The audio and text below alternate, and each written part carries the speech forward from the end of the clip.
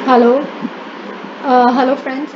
अभी हम लोग टाइम वाला चैप्टर ही कंटिन्यू कर रहे हैं। यहाँ पे हमने क्लॉक सीखा था पिछली बारी कि हमने कैसे आवर हैंड और मिनट हैंड बनाया था, छोटा हैंड और बड़ा हैंड, और उसके हिसाब से हमने टाइम थोड़ा सा पढ़ना शुरू किया था और घड़ी बनाई थी। अब हम आगे चलते हैं days of the week. Days of the week या आपने इंग्लिश में भी करा होगा कि हमारे जो मंडे है, Tuesday, Wednesday, Thursday, Friday, Saturday, Sunday, कौन से कितने दिन होते हैं? 7 दिन होते हैं एक हफ्ते में, जिसमें कि हर जो दिन होता है एवरी डे, उसमें कितने घंटे होते हैं? 24 आवर्स। हर दिन में 24 आवर्स होते हैं, 24 घंटे होते हैं। और 7 दिन जो होते हैं, 7 days will make 1 week. 7 days make 1 week. तो संडे हम लेते हैं as a first day of the week. Sunday जो हमारा छुट्टी का दिन होता है, that is the first day of the week. And Saturday जो हमारा होता है, is the last day of the week. So days of the week keep on repeating, और ये हमेशा आते रहते हैं। So from the above diagram, point out and read the names of the days of the week, that is Sunday, Monday, Tuesday. तो Sunday सबसे पहला दिन है, फिर हमारा Saturday लास्ट डे रहता है। अब जैसे हमने बिफोर और आफ्टर का कॉन्सेप्ट किया हुआ है, तो अभी हमें क्या करना है यहाँ पे? येस्टरडे। येस्टरडे मतलब कि बिफोर, टुडे मतलब कि आज का दिन, टुमारो मतलब कि कल का दिन, आफ्टर। ठीक है, ये समझिए। टुडे इज मतलब बीच का दिन हो गया कि आज का दिन क्या है, टुडे, आज हमारा ये दिन है। तो एक दिन पहले की yesterday was what day, and tomorrow will be what day. ठीक है, बिफोर आफ्टर मतलब कल क्या था और कल क्या होगा। जैसे थर्सडे है, थर्सडे से पहले क्या आएगा? वेडनेसडे, और थर्सडे के बाद क्या है? फ्राइडे। इसी प्रकार जैसे मंडे, सो मंडे से पहले हमारा क्या है? मंडे से पहले हमारा आएगा संडे, और संडे मंडे, फिर मंडे के बाद ट्यूसडे। ठीक है, इस तरीके से हमें ये टेबल लिखना है। तो सैटरडे के पहले कौन सा दिन आएगा और सैटरडे के बाद कौन सा दिन? सैटरडे से पहले जैसे आया हमारा, सैटरडे से पहले आया हमारा सैटरडे के बाद आया संडे, सैटरडे से पहले क्या आता है? फ्राइडे, और सैटरडे के बाद आया संडे। ठीक है, इस तरीके से आपको लिखना है। हमारा जो वो है पहले हमारा मंडे होता है। ठीक है, फिर ट्यूसडे, जैसे हमने पहला दिन लिखा था संडे, फिर मंडे, ट्यूसडे,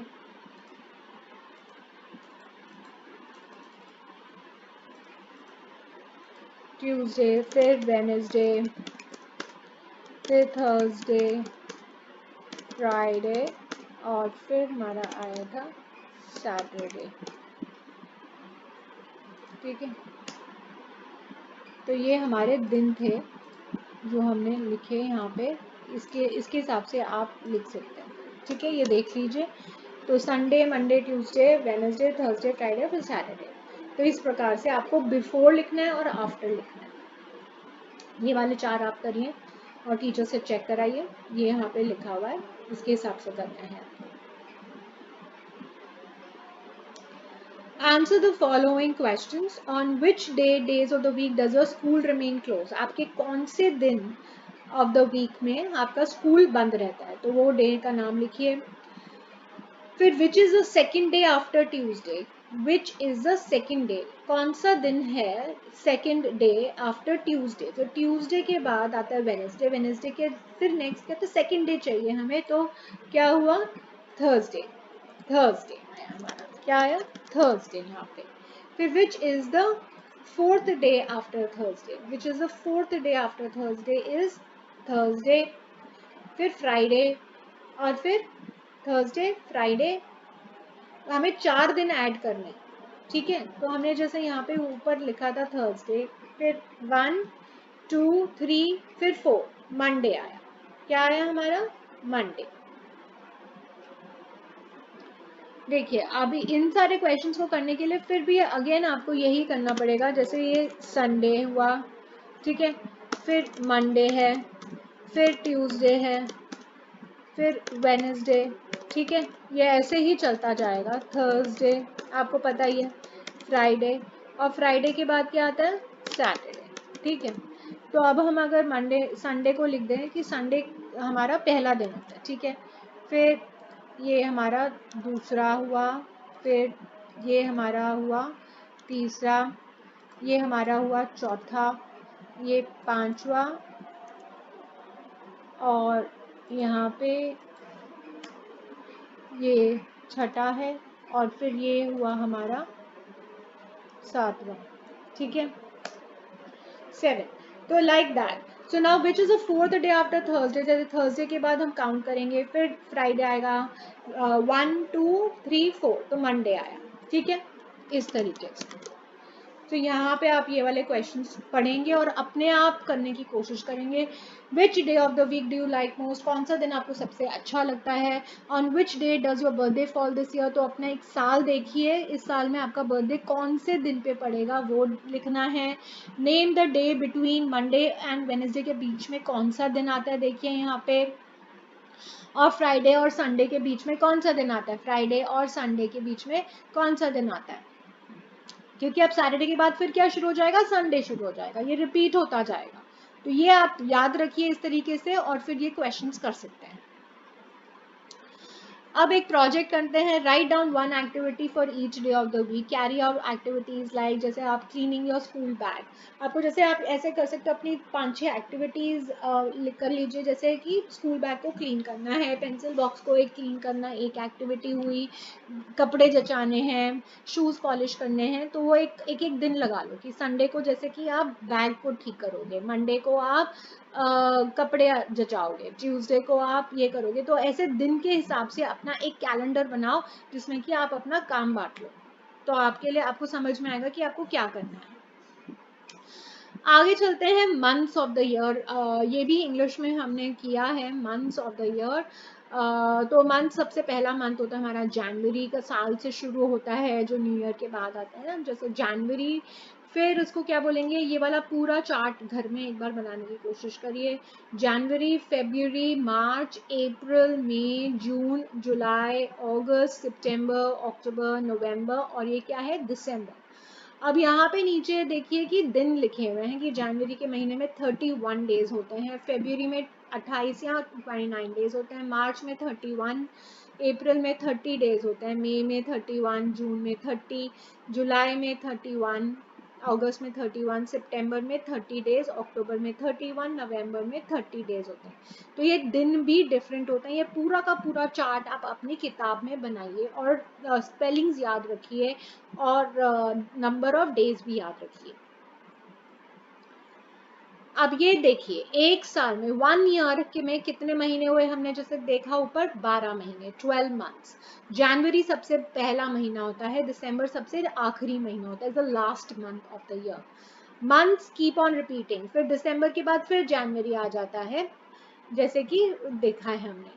नॉर्मली एक साल में कितने दिन होते हैं, 365 डेज, एक साल में इतने दिन होते हैं, 365 डेज। एक लीप ईयर करके कॉन्सेप्ट है, जो कि हर 4 साल में आता है। उस लीप ईयर में जो फेब्रुअरी का महीना होता है, उसमें 29 डेज होते हैं, 28 डेज नहीं होते, और इसीलिए वो एक दिन बढ़ जाता है, इसलिए वो उसमें कितने दिन हो जाते हैं, 366 डेज हो जाते हैं। अभी हमारे को क्या लिखना है, ये right the names of the month. Again, जो एक बिफोर और आफ्टर का कॉन्सेप्ट हमें हमेशा याद रखना है, कि इस महीना है, इस महीने के पहले कौन सा आएगा और इस महीने के बाद में कौन सा आएगा। आपको यहाँ पे इससे ये याद रखना है कि ये सबसे पहला महीना है, फिर ये सेकेंड है, ठीक है। ये पहले आप अपनी एक पूरी लिस्ट बना लो यहाँ पे अपनी नोटबुक में, ठीक है, कि इस तरीके से 1 2 3 4 5 6 7 8 9, फिर ये 10 हुआ, 11, और फिर ये 12। तो ये महीना फिर रिपीट होता रहता है, ठीक है। ये पहले कर लेंगे, तब आप ये क्वेश्चन कर देंगे कि मई के पहले कौन सा आएगा, फिर मई के बाद में कौन सा आएगा, जनवरी के पहले कौन सा आएगा, जनवरी के बाद कौन सा आएगा। तो ये एक्सरसाइज आप वो बनाकर फिर करिएगा। अब हमें क्या करना है, complete the following table. Again यहाँ पे ये मंथ के नाम लिखे हैं जो कि आप लिस्ट पहले आपने बनाई भी होगी, तो आपको लिखना है कि विच मंथ ऑफ द ईयर। तो 1 2 3 4 जैसे हमने यहाँ पे नंबर्स भी लिखे हुए हैं, तो आपको उसके हिसाब से ये नंबर लिखना है कि कौन सा पहला महीना, दूसरा महीना, तीसरा महीना, चौथा महीना, कौन सा महीना है। So that you have to write over here which month of the year, 4th month, 30th month, और कितने दिन हैं जो उस टेबल में है। तो अगर आप ऊपर जाएंगे आपको यहाँ वहाँ पे ये एग्जैक्टली चीज मिल जाएगा। आप पहले ये कॉपी कर लीजिए क्वेश्चन अपनी नोटबुक में, उसके बाद ये वीडियो का पहले इस इधर दोबारा जाइए और यहाँ से आपको ये कौन सा मंथ है और कितने दिन हैं उसमें आपको मिलेगा, ठीक है। और आपको ये पूरा क्वेश्चन उसके हिसाब से करना है। यहाँ पे इतना है ये पूरा क्वेश्चन, ठीक है, ठीक से करिएगा। फिर आप पूरा नाम आपको मंथ्स का इसमें याद रखना है, नंबर ऑफ डेज याद रखने हैं, और पहला, दूसरा, तीसरा कौन से आते हैं। So which are the first 3 months of the year, first 3 months of the year लिखिए। फिर last 3 months of the year लिखना है आपको, पहला 3 महीने और आखिर के 3 महीने। फिर refer to the calendar, find the out the number of Sundays in the month of July। आप कैलेंडर आपके पास घर में अगर होगा या डायरी में होता है कैलेंडर, उसको खोलिए, उसमें देखिए कि जुलाई के जो महीने में कितने संडेज हैं। जुलाई के महीने में how many Sundays are there in the month of July। Put a circle, circle मतलब एक सर्कल बनाना है around the following dates in the calendar. आपके पास वो जो कैलेंडर है उसमें ये जो इंपॉर्टेंट डेट्स हैं उसमें गोला लगाइए। 26 जनवरी, 15 अगस्त, 14 नवंबर, 25 दिसंबर। एंड फाइंड आउट ये डेज क्यों इंपॉर्टेंट है, इस दिन क्या हुआ था, और अपनी टीचर से डिस्कस करने की कोशिश करिए कि 26 जनवरी, 15 अगस्त, 14 नवंबर, 25 दिसंबर को क्या हुआ था। Write down the months in which the following festival occur this year. आप देखेंगे आपको यहाँ पे अपनी मम्मी पापा से पूछेगा दिवाली इस साल कब है, और यहाँ पे लिखिए कौन से महीने में दिवाली है, कौन से महीने में रक्षाबंधन आएगा, कौन से महीने में संक्रांत आएगा, होली और गणेश चतुर्थी। ये सारे फेस्टिवल्स हैं डिफरेंट डिफरेंट। आप अपनी भी सूची बना सकते हैं, अपनी भी लिस्ट बना सकते हैं फेस्टिवल्स की, और उनकी मंथ्स लिखिए, ठीक है। Write the names of the above festival in order from January to December। तो ये कैलेंडर इस तरीके से देखने को मिलता है, ठीक है। और यहाँ पे जैसे आपको गोले जब लगाने हैं तब आप वैसे गोले लगाएंगे। जैसे यहाँ पे संडे पहला दिन शुरू होता है, सैटरडे आखिरी दिन है, फिर मंडे, ट्यूसडे, वेडनेसडे, और ऐसे ही चलता जाता है। देखिए कैसे पढ़ते हैं कैलेंडर को, देखिए Sunday, Monday, Tuesday, Wednesday, Thursday, Friday, Saturday. यहाँ पे ट्यूसडे को फर्स्ट लिखा है। सो 1 2 3 4 5 मतलब कि 1 is on Tuesday in December, then 2 is Wednesday, 2 December is Wednesday.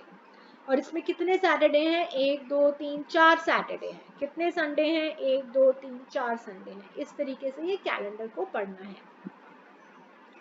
ठीक है। आप ये कैलेंडर और यहाँ पे जो दी गई एक्टिविटीज हैं उनको अच्छे से करिए घर पे। आपको अगली क्लास में मिलेंगे। Thank you.